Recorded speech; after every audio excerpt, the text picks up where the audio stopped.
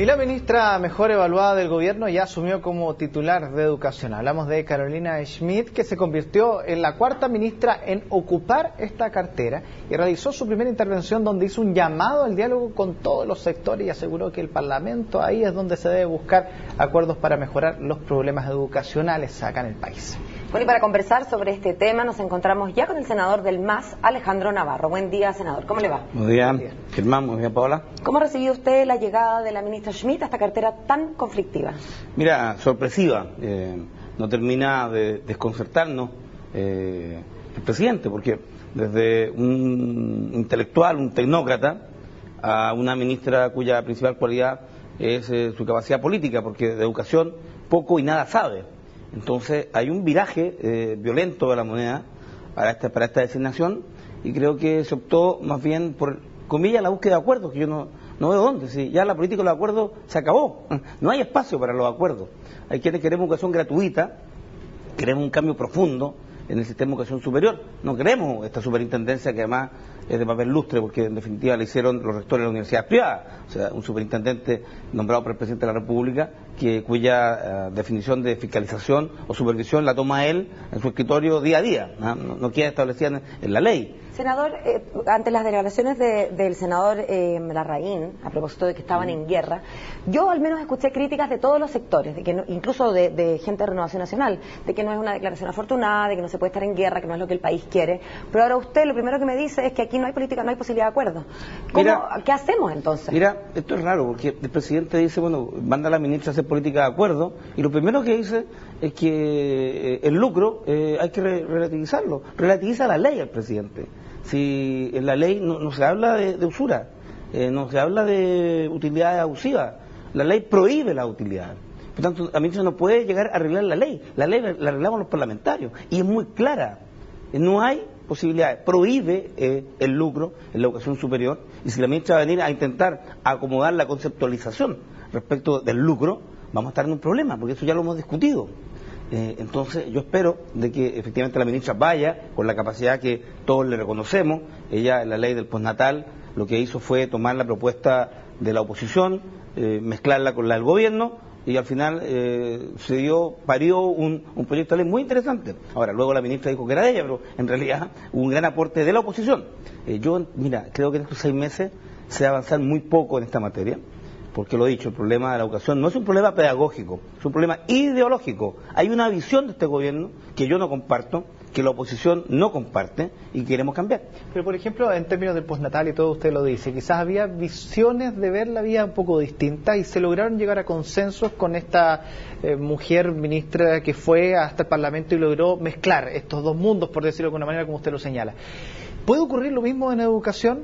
O para usted, por ejemplo, porque las universidades privadas lucran, deben ser cerradas así de tajante y por lo tanto en ese sentido usted no puede llegar a un acuerdo en términos funcionales, por ejemplo. Mira, yo creo que no hay que agitar fantasmas, porque en algún minuto se ha dicho, mira, nosotros queremos cerrar los liceos subvencionados, particulares. Por lo mismo, sí, eso es universidades imposible. Privadas, en fin. Eso es imposible. Cerrar las universidades privadas tampoco, no tiene cobertura.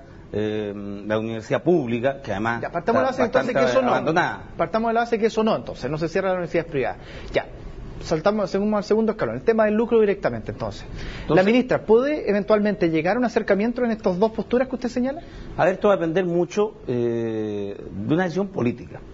Este sistema se ha montado sobre bases profundamente ideológicas y va a depender mucho de lo que diga el mundo empresarial, que tiene universidades, el mundo de la fe, cómo ven afectados sus intereses, porque aquí hay una fuerte presión sobre el gobierno para mantener el actual esquema y la actual definición de universidades.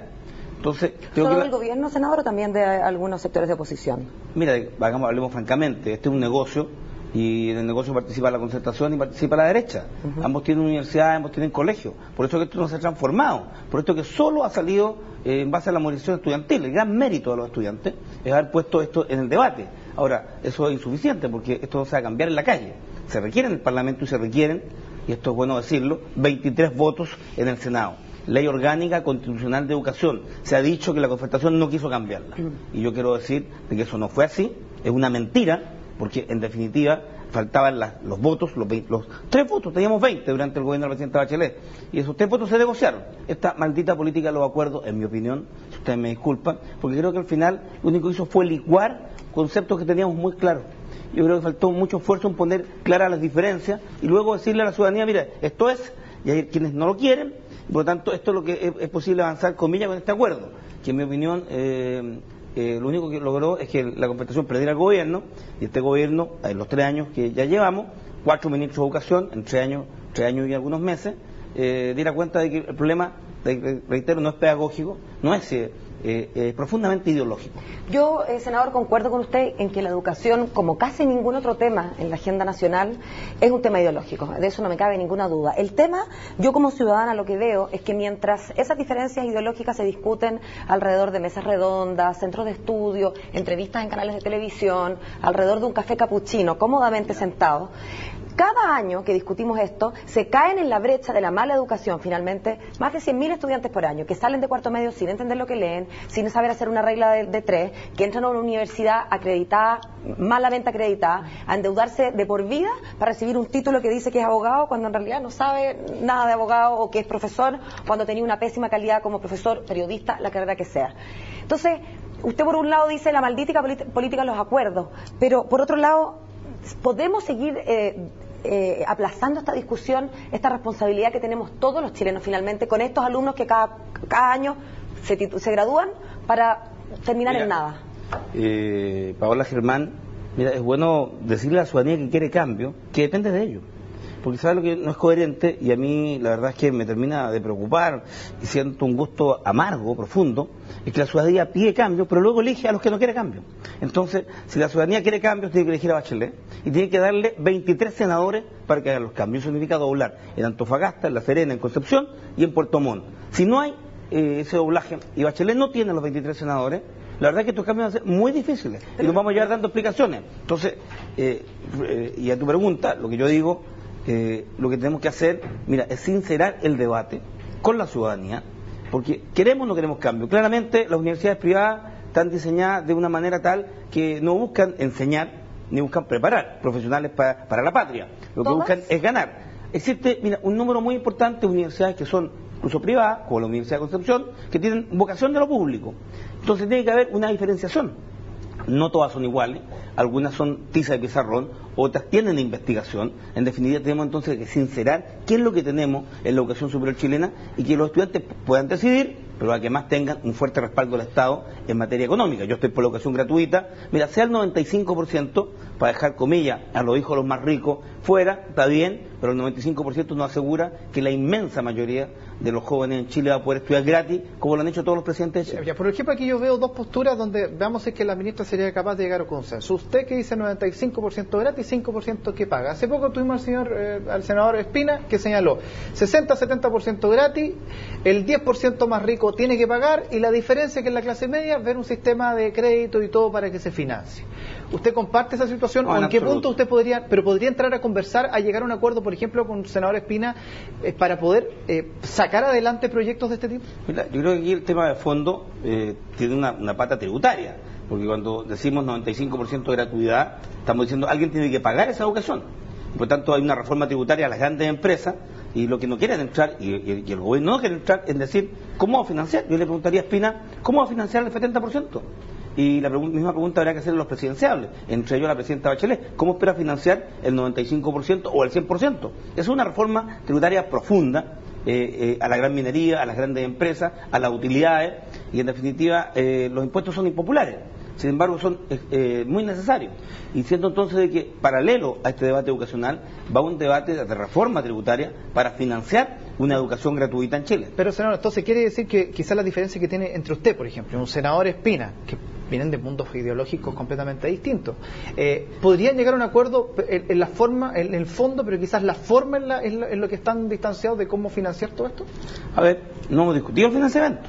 Si lo que ha habido es una negativa completa, no hay ni un solo proyecto hoy día en el gobierno, y ese fue el pecado de Harald Bayer o Harold Beyer, como se quiera, no hay nada en la agenda, en el Senado al menos, que diga relación con la educación gratuita. Nada.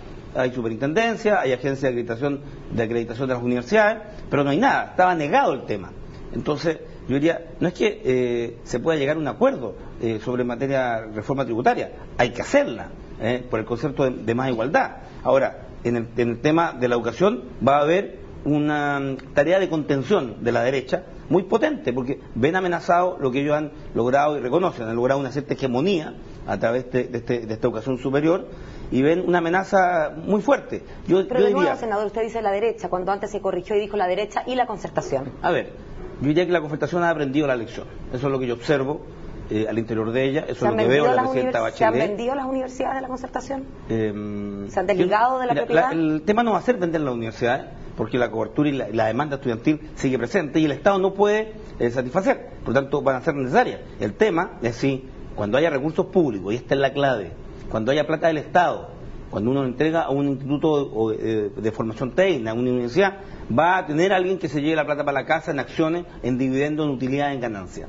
Nosotros estimamos que no debería ser así, con las platas del Estado. Por tanto, universidades como la Católica, por ejemplo, que no tiene recursos del Estado, tiene muy poco, bueno, van a poder seguir trabajando. Pero universidades que reciban recursos a través de los créditos, o en definitiva a través de la gratuidad, porque alguien les va a tener que pagar, que va a ser el Estado, siendo universidad privada. No pueden hacer lucro, porque la ley lo prohíbe. O sea, nunca ha sido posible que haya lucro. Pasa que no se cumplió la ley, no se cumple la ley, y el presidente con sus declaraciones de la moneda ayer nos terminó de confundir, porque dice que manda a la ministra a dialogar, pero nos raya la cancha para decirnos que el lucro no se toca. Falta mucho por conversar, lamentablemente siempre el tiempo es corto. Le queremos agradecer, senador Navarro, por haber venido esta mañana a conversar aquí con nosotros. Muchas gracias, senador.